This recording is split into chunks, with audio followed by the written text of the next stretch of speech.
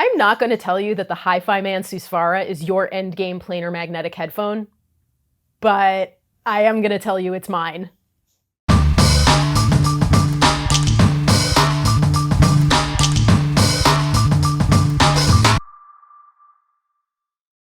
Before we get started, don't forget to click the subscribe button so you don't miss any of our reviews on the latest and greatest audiophile gear. The SUSVARA is HiFiMan's top-of-the-line planar magnetic headphone. It costs $6,000 and it is a bear to drive. Does that deter you? Don't let it. One listen and you won't care one bit about its price tag or power requirements. Yes, it sounds that good. So the SUSVARA was the first HiFiMan headphone to feature their proprietary stealth magnet technology. If that sounds familiar, it's because HiFiMan just released their Aria headphone that has been retrofitted with the stealth magnet technology. We'll be releasing a review of the Aria stealth headphone soon, but real fast for now. In a conventional planar magnetic headphone, magnets can get in the way of sound waves, degrading sound quality. But the special shape of the stealth magnets enables the waves to pass through the magnet without generating interference. The SUSVARA also contains HiFiMan's nanometer grade diaphragm. You can check out our written review, linked below, for more on the technology. Suffice it to say that these technologies work together to give you remarkable tonal quality and clarity. Let's take a look at this beauty. It's a really good looking headphone. So the styling on the SUSVARA is pretty similar to the HE1000 series from HiFiMan, but obviously with round ear cups. And it's got the same brushed metal and wood veneer. You see the dark ebony wood veneer here contrasted with the black of the ear pads. It's got a metal alloy headband and a perforated suede strap, which helps with heat dissipation. The ear pads are a pleather and polyester combination. They're really comfortable and cushy. So this thing weighs 450 grams or about 15.8 ounces. So it's not the lightest planar magnetic, but it's certainly not the heaviest either. I honestly find it to be a really, really comfortable headphone that I could wear for hours and not have any problems whatsoever. Additionally, the SUSVARA's got the same window shade grill cover as some other HiFiMan headphones. And what this does is it serves the purpose of protecting the driver in this open back design, but it also is meant to have as minimal of an acoustic impact as possible. So, and the window shade on the SUSVARA has been optimized to avoid any resonant frequencies. So there you go. I think it's a gorgeous headphone and comfortable too. So I mentioned that the SUSVARA is power hungry. In general, planar magnetic headphones enjoy more power. Even the ones that are easy to drive will perform better with added amplification. Amplification? Yeah. Amplification. Amplification. Yeah, cool. Let's just go with that and I'll just keep saying amplification. Unfortunately, you're going to have to rewind again. Now, the SUSVARA is a low sensitivity headphone, meaning that it will absolutely require more than the average amplifier to drive it properly. Matching the SUSVARA to a high quality, powerful amplifier is critical to allowing it to reach its fullest potential. For my testing sessions, I paired the SUSVARA with the Nirvana Tube amplifier by Auris Audio.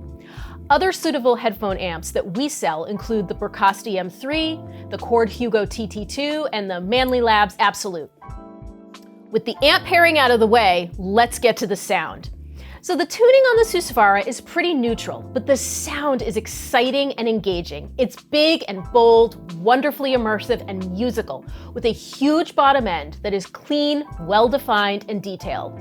In fact, detail retrieval across the frequency spectrum is just insane.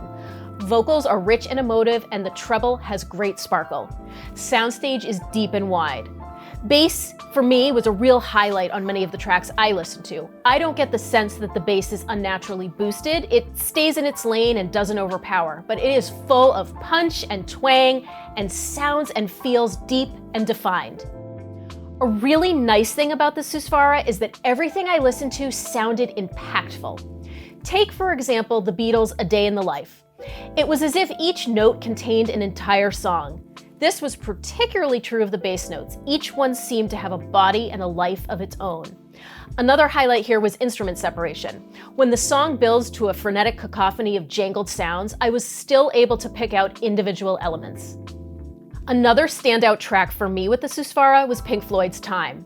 I mean, this song is mesmerizing on cheap earbuds, but the wow factor increases the higher up the headphone chain you go. The only time I remember being this dazzled by Time was on the Focal Utopia. If you're not familiar, the track begins with some jarring alarm bells, then segues into a hypnotic drum beat before transitioning into the powerful vocal part of the song, and then the doleful outro. The alarm bells hit with such depth and such 360-degree sound that I truly felt as if I had been transported to a clockmaker's workshop. The majestic piano at the beginning of Regina Spektor's Better came at me like rolling waves from a point in front of me. It was incredible. Spektor's voice was as sweet and pure as I've ever heard, with her intakes of breath lending a realism to the music. On her song Fidelity, when she uses staccato to sing the words heart and soft, the sound of her voice catching in her throat and of her tongue hitting the backs of her upper teeth is simply phenomenal. Let's take a look at how the SUSVARA compares to some other top-of-the-line headphones. So first up, we've got the R10P from HiFiMan. It came out in 2021. Now this is a closed back, but it is pretty close in price to the SUSVARA at $5,500. It's got a musical and detailed sound with some warmth. There's a sweetness up top, but it's easy on the ear. Mid-sound warm and full and smooth, with vocals slightly forward, and there's a good sub-bass presence. Soundstage on the R10P is very good for a closed-back headphone. Aesthetically, it sports a bit of a 70s vibe with these uniquely shaped orangish wood ear cups. The R10P also uses a single entry cable. So here we've got the Elite, which is an update to the Meze Empyrean. The Elite features a warm and spacious sound, but with more clarity and detail than the Empyrean. Bass is clean and deep, mids are on the forward side, and highs are smooth.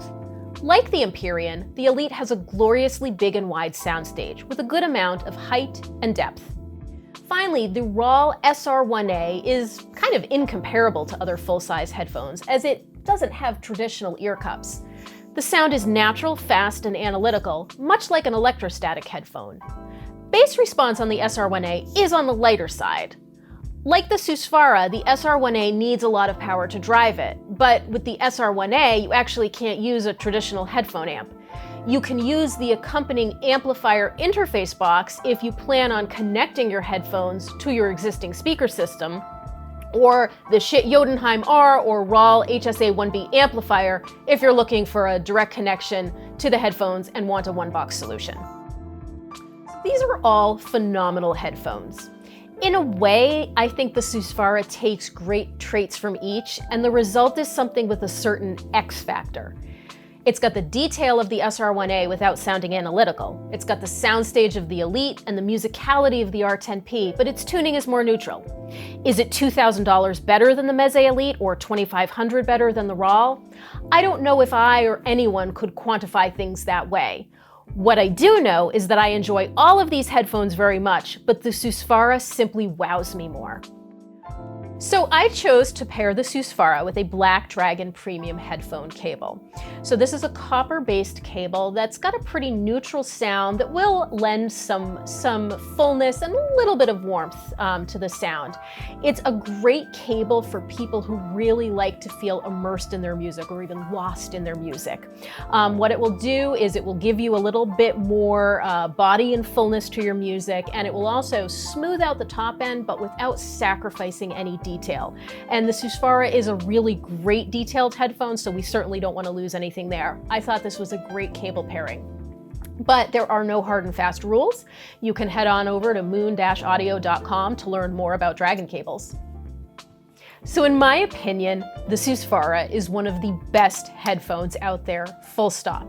It's got a certain something to it that you know when you hear it.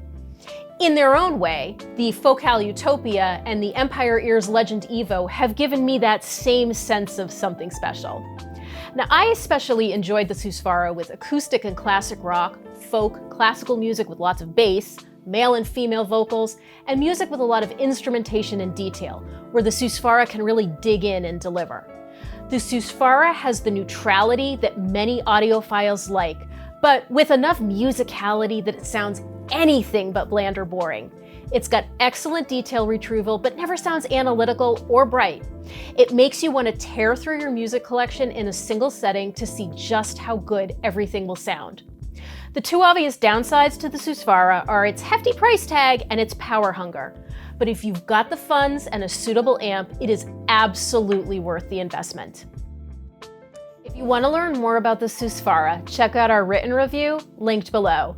If you have any questions, leave us a comment. And don't forget to subscribe to our channel so you don't miss any of our videos. Thanks so much for watching.